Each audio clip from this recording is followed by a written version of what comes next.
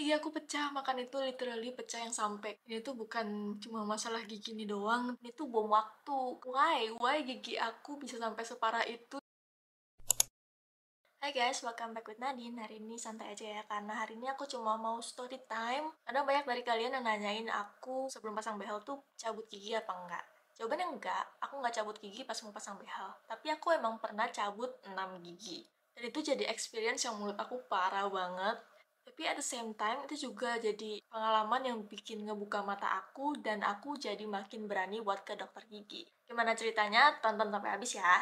Kalau sekarang kalian lihat aku peduli banget dengan kesehatan gigi aku bagus, bersih. Aku nggak always kayak gitu guys. Karena dulu aku pernah gigi aku parah banget sampai aku pasrah saking malesnya ngurusinnya karena udah parah banget. Cerita ini dimulai pas aku masih SMA. Aku lagi santai-santai makan Yupi, terus tiba-tiba gigi aku pecah. Kalian tau Yupi kan? Yupi yang kenyal, lembek, gampang banget digigit. Iya, aku pecah. Makan itu literally pecah yang sampai kayak bongkahan gitu, ada kayak patahannya. Sejak saat itu aku jadi sering banget sakit gigi, tapi aku biarin aja karena aku takut ke dokter gigi. Dan emang di keluargaku nggak dibiasain buat ke dokter gigi setiap 6 bulan sekali buat dicek seperti yang dianjurkan seharusnya. Jadi aku memang kalau ke dokter gigi tuh emang kalau udah parah banget aja. Sampai beberapa tahun setelahnya aku kuliah dan aku merantau ke kota lain sendirian, bener-bener sendirian, gak ada keluarga sama sekali. Dan tetap gak ke dokter gigi walaupun aku udah sering banget sakit. Aku cuma langganan Ponstan aja, jadi kemana-mana tuh aku harus bawa Ponstan, itu kayak obat pereda rasa sakit. Dan bener-bener harus aku bawa terus kemana-mana saking seringnya sakit. Pernah ada momen aku lagi liburan ke Malang dan itu hancur gara-gara aku sakit gigi. Itu aku dibonceng naik motor dan di perjalanan pulang tuh aku sampai ketiduran. Bayangin tuh OTW dari Malang ke Surabaya tuh kan beberapa jam ya naik motor, itu aku tidur di motor saking nggak kuatnya, udah sakit banget ya, udah pasrah gitu loh. Akhirnya pas udah pulang aku langsung mutusin buat aku mau ke dokter gigi. Gak pakai lama aku langsung searching hair terdekat ada di mana dan aku langsung oke, aku mau ke dokter gigi hari ini. Waktu itu aku belum punya kendaraan pribadi dan karena aku sebatang kara banget ya, nggak ada keluarga, nggak ada yang bisa nganterin aku, akhirnya aku hubungin lah teman-temanku. Perlu di notes ini aku masih maba banget, mahasiswa baru baru masuk, jadi belum terlalu kenal banyak orang dan mostly maba itu dulu nggak bawa motor, nggak ada kendaraan pribadi. Tapi waktu itu ada satu temanku yang aku andalin banget karena emang kita kemana-mana selalu bareng dan dia ada motor, jadi kita kalau tiap cari makan malam tuh aja selalu bareng. Terus aku chat dia karena aku yakin dong dia pasti mau nganterin aku. Lo di mana, bisa nganterin gue nggak hari ini ke dokter? Itu kondisinya aku udah di kosan meringkuk, nggak bisa ngapa-ngapain, tuh udah sakit banget, bahkan konstan tuh udah nggak ngefek. Dan terus dia jawab, waduh sorry nggak bisa, gue lagi ada acara jurusan. Terus aku kayak, no, harapanku satu-satunya temanku yang punya motor. Tapi ya gimana ya, namanya juga maba ya, yang masih ospek-ospek dadakan. Jadi ya udahlah, nggak apa-apa, gue mandiri, gue pasti bisa. Masa anak rantau nggak bisa sendiri? Dan saat itu Gojek tuh masih baru banget ada, jadi Gojek tuh kayak nggak terlalu jadi pilihan buat dipakai. Tapi akhirnya aku install Gojek langsung, terus aku pesen, aku akhirnya naik Gojek sendiri ke rumah sakit. Terus aku nyampe rumah sakit nih, dan itu penuh banget, rame. Dan aku sebagai anak yang masih baru adulting ya, bingung nih, gimana ya prosesnya kalau ke rumah sakit, harus ngapain dulu nih. Terus aku tanya resepsionisnya, mbak aku mau ke dokter gigi. Dan ternyata di RS itu tuh kalau misalnya mau berobat harus bikin member dulu, jadi bikin kartunya gitu. Dan itu prosesnya tuh lama, nggak langsung jadi atau nggak bisa sambil gitu. Jadi emang harus bikin dulu baru kamu bisa daftar ke poli gigi. Tapi ya udah, aku sabar aja, tetap aku lakuin apa yang dibutuhkan, aku isi semua. Akhirnya setelah maybe 1 jam aku bisa didaftarin ke poli gigi. Terus aku lihat kok banyak banget yang ngantri, itu tuh kayak satu ruangan itu penuh kayak kursi-kursi buat nunggu gitu, karena itu kayak full yang nunggu. Terus aku tanya kan, terus ternyata dokternya tuh belum datang. Jadi bilang, oh paling baru 1 jam lagi dokternya datang. Terus aku kayak, oke. Setelah aku menunggu lama, setelah ngantri, terus tiba-tiba susternya datang. Ngomong, maaf dokternya ternyata hari ini nggak bisa datang, jadi datang lagi besok ya. Aku langsung kayak, gila apa aku udah kesakitan nunggu di sini berjam-jam for nothing. Ini kalau aku lagi sekarat sih udah mati pendarahan ini aku di sini kalau pelayanannya kayak gini. Terus aku ya udah pasrah, aku jalan keluar. Udah lemes banget kayak kanebo basah, kayak sakitan gitu lemes. Akhirnya aku pesan Gojek dan aku pulang sendiri. Dan di jalan aku nangis di belakang abang Gojek. Itu kayak kerasa banget sedihnya, kayak sendirian di kota orang, gak punya siapa-siapa, gak ada keluarga, sakit gak ada yang nganterin, gak ada yang ngerawat, kayak bener-bener gak ada siapa-siapa yang bisa diandelin gitu loh. Aku udah diperlakukan kayak gitu aja tuh aku gak ada yang peduli, karena aku gak punya siapa-siapa buat cerita, bener-bener ngerasa sendirian.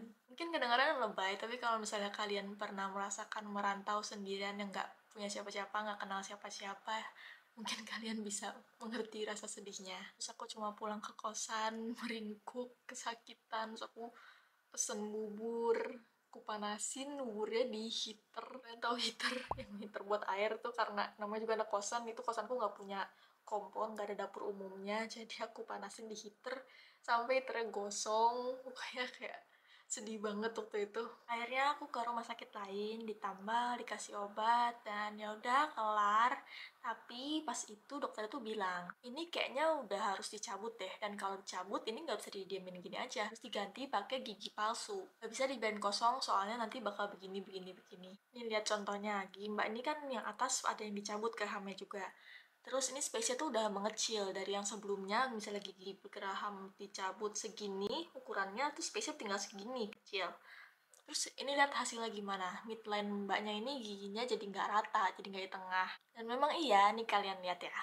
Ini midline tuh yang ini, yang ada di tengah garisnya. Jadi aku kan nggak lurus sama hidung ya, nggak lurus sama ini.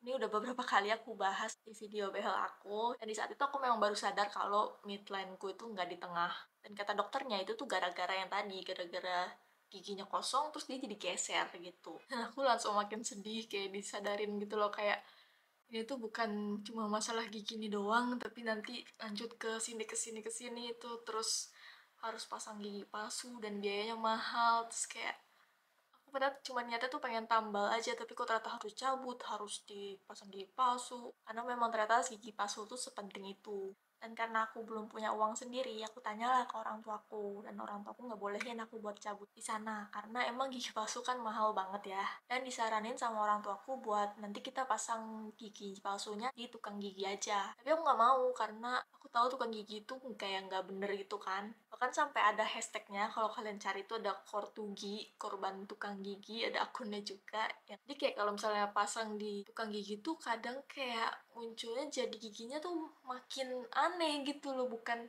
bukan jadi bener, malah makin rusak karena tukang gigi tuh nggak ada lisensinya gitu loh, nggak kayak dokter gigi dan ortodontis. Bahkan kayak kalau misalkan pasang behel aja nggak bener buat pasang di dokter gigi biasa kan, harus di spesialis ortodonti yang emang buat belajar buat pasang behel. Nah sedangkan tukang gigi ini mostly gak ada dokter gigi, jadi agak takut kan. Terus dibilang ya udah nanti aja kalau libur semester pulang ke sini, terus baru kita ke dokter gigi. Terus akhirnya aku ke dokter gigi pas libur semesteran, dan ternyata si gigi yang bolong ini tuh udah nggak bisa diselamatin, jadi akhirnya dicabut. But why? Why gigi aku bisa sampai separah itu cuma gara-gara seekor Yupi, sebongkah Yupi gigi aku bisa kayak gitu. Soalnya gigi aku yang lain tuh bagus. Bahkan waktu aku scaling yang kemarin sebelum pasang behel itu, dokter tuh sampai nanya, aku tuh kapan terakhir scaling. Karena dilihat karang gigi aku tuh dikit, jadi dikira aku tuh udah scaling, jadi gigiku tuh bagus. Padahal sebelumnya seumur hidup tuh aku nggak pernah scaling sebelumnya. Jadi aku ronsen dan barulah ketahuan bahwa gigi aku itu gerahamnya miring. Geraham bungsunya. Bukan satu, bukan dua, tapi empat-empatnya. Jadi giginya tuh tumbuhnya, kalau misalnya gigi yang bener kan gini ya, lurus-lurus, itu kayak gini semua ngadepnya. Itu gigi geraham bungsuku tuh belum tumbuh, belum keluar, tapi dia udah mendorong gigi-gigi di sebelahnya. Itu gigi kan kalau tumbuh tuh ke atas harusnya, cuma karena gigiku miring, dia ngedorong sebelahnya, dan akhirnya karena rahang aku sempit, space-nya cuma segitu, jadinya karena kedorong tuh kayak pecah lah dia giginya, makanya gigi aku kayak gitu. Tapi dokter aku tuh bilang, don't worry, ini normal karena kayak mostly hampir 85% orang di dunia ini berkemungkinan buat gigi geraham bungsunya tuh tumbuh dengan tidak wajar. So this is normal. tapi ini udah pasti harus cabut empat-empatnya. Oh, anak saya mah udah dicabut dari SMP, Bu. Ini tuh bom waktu. Kalau misalnya dibiarin ya gini nih hasilnya. Malah bakal ngerusak gigi yang lain. Aku ngedengar kata bom waktu itu udah kayak, ya Allah, cabutlah, cabut. Tapi dia nggak bisa cabut karena ini harus ke spesialis bedah mulut. Jadi nggak bisa cabut biasa, ini hitungannya operasi. Ya udah kita carilah dokter SPBM, spesialis bedah mulut tuh ada di mana. Nemu nih di rumah sakit. Dokternya tuh udah kayak udah tua gitu. Terus tapi kita konsul, terus dokternya bilang, wah nggak bisa ini. Udah bahaya banget. Giginya kena saraf dan kalau misalnya dipaksa nih bisa cacat. Bisa cacat. Kaget dong dibilang gitu, orang cuma mau cabut gigi kenapa tiba-tiba jadi cacat. Terus kita tanya-tanya lagi, tapi dokter itu tetap kekeh sampai bilang ya udah bisa saya operasi, tapi tetap resiko tanggung sendiri ya, saya nggak nanggung kalau misalnya nanti jadi cacat. Kan denger kayak gitu ya nangis gue, kenapa jadi gini gitu kan. Terus searching-searching laku dan emang bener yang dibilang kata dokternya, ada possibilities kalau bakal terjadi kayak gitu. Kayak kalian kalau misalnya cabut gigi itu kan dibius, terus kan kayak kebas gitu kan, mati rasa, efek bius. Terus beberapa jam bakal hilang kebasnya, terus balik lagi normal. Tapi kalau ini tuh ada risiko bahwa kalau misalnya kalian cabut gigi geraham, kebasnya nggak hilang berminggu-minggu, bahkan sampai selamanya. Jadi bibir mungkin nggak bisa merasakan apa-apa lagi. Efeknya ya bakal nggak bisa gerak bibirnya. Terus kalau misalnya nggak bisa gerak kan ngomong pasti bakal terganggu juga kan. Terus dokternya bilang kayak, ya ini trial error aja. Kita operasi dulu, nanti kalau misalnya cacat apa enggak kita lihat nanti. Resiko sendiri. Hopeless lah gue. Udah kayak divonis hidup gue tinggal 2 minggu lagi. Aku sampai cari-cari info lagi, sampai nanya ke saudara aku yang dokter gigi, terus nanya kira-kira gimana, ya bisa nggak, tapi ternyata nggak bisa karena dia dokter gigi biasa dan emang benar ini harus ke spesialis bedah mulut. Terus tanya kan, ada nggak kira-kira dokter yang dikenal yang bisa? Ada sih, cuma di Bandung gitu kan. Akhirnya udah kepikiran sih mau kita operasi di Bandung aja. Tapi kan karena aku di Bogor ya, terus nanti ke Bandung itu berapa jam, terus nanti aku juga habis operasi pulang, terus habis itu aku nanti kalau ada perlu kontrol gimana bolak-balik itu kan pasti bingung banget ya, jadinya nggak jadi di situ. Itu aku udah bingung banget, nggak tahu gimana. Akhirnya disaranin sama mamaku buat yaudah kita balik aja ke dokter yang langganan kita itu. Tadi ngomong bom waktu itu, terus curhatlah kita di situ, kayak udah hopeless gitu loh, cuma minta pendapat aja kira-kira baiknya gimana. Terus kata dokternya, coba deh ke dokter yang ini, dia kasihlah surat rekomendasi. Mungkin dianya aja tuh yang skillnya jelek, udah tua kan dia, makanya bilang gak bisa. Udah lah, gak apa-apa, tenang ya, tenang aja. Terus aku kayak kaget gitu, dia berusaha nenangin aku. Soalnya on the side notes, aku tuh nggak berani ke dokter gigi tuh gara-gara dia, bener-bener gara-gara dokter ini. Karena dia kan dokter gigi langganan keluarga aku ya, jadi kalau misalnya ada apa-apa memang ke dia. Terus karena udah langganan, jadi udah akrab gitu loh sama mama aku. Terus pernah suatu saat aku tuh cabut gigi, kan dibius, sakit kan itu.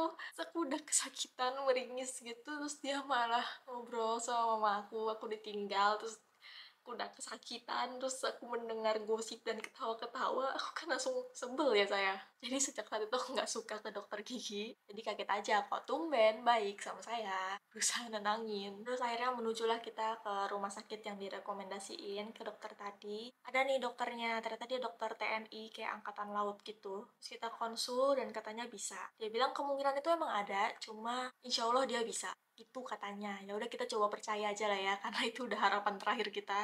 Udah bingung kalau misalnya nggak ke situ gimana lagi. Aku cabut gigi tuh 4, pertama 2 atas bawah, terus minggu berikutnya 2 lagi, jadi kayak 11 dulu baru sebelahnya lagi. Sebenarnya bisa langsung 4, tapi hey sakitnya kayak apa gitu kan. Pas cabut sebelah aja tuh udah sakit banget sampai bengkak. Aku udah gak nyimpen fotonya, tapi aku ingat banget sampai aku kirim fotonya ke temen aku dan dibilang itu bengkaknya parah banget kayak chipmunk, kayak hamster sebengkak gini. Kedua kan dua-duanya gini kan. Untuk prosedur operasinya dikasih pilihan mau bius lokal apa bius total. Kalau lokal tuh yang kayak biasa dicabut gigi biasa gitu, dibius terus dicabut kita masih melek. Kalau total itu yang kayak operasi di film-film yang bangun-bangun udah kelar. Aku tuh sebenarnya pengen yang total kan, biar aku nggak tahu apa-apa, tiba-tiba udah bangun udah selesai. Tapi harganya emang jelas lebih mahal kalau yang total. Akhirnya aku bius lokal aja. Memang prosesnya tuh agak mengerikan ya, gak kayak cabut gigi biasa. Jadi aku dibius, terus gusinya dibelek, terus ingat aku tuh kayak giginya tuh dihancurin di dalam gitu loh. Jadi cabutnya kayak bongkahan-bongkahan gitu, nggak utuh, kayak dibor, ngeri lah pokoknya. Dan itu aku dalam kondisi sadar, Jadi aku tahu banget yang dilakuin apa aja. Dan alhamdulillah setelah itu kebasnya memang ada, cuma sehari aja, terus udah gak apa-apa. Jadi emang efek biusnya aja, bukan saraf aku yang putus. Karena di dokter yang sebelumnya itu bilang katanya kalau aku operasi saraf aku bakal putus, makanya bisa jadi cacat. Itu aku udah deg-degan banget pas abis operasi, terus aku kayak sentuh-sentuh terus kayak, kebasnya udah hilang belum ya? Kalau sekarang udah belum ya? Kalau sekarang udah belum ya? Buat ngecekin gitu apakah aku masih normal, apa sudah cacat. Beruntung banget sih aku nemuin dokter yang ini. Walaupun perjuangannya lumayan panjang ya buat mencari dokternya, mengeluarkan banyak tenaga, banyak air mata, dan menghabiskan uang tentunya, karena bolak-balik ke berbagai dokter kan pasti terus bayar ya. Dan perlu di notes, aku tuh bukan tipe orang yang gampang nangis saat itu. Itu kayak first time in a long time, sejak aku kecil gitu aku nangis di depan orang tua aku, dan itu sebenarnya agak malu.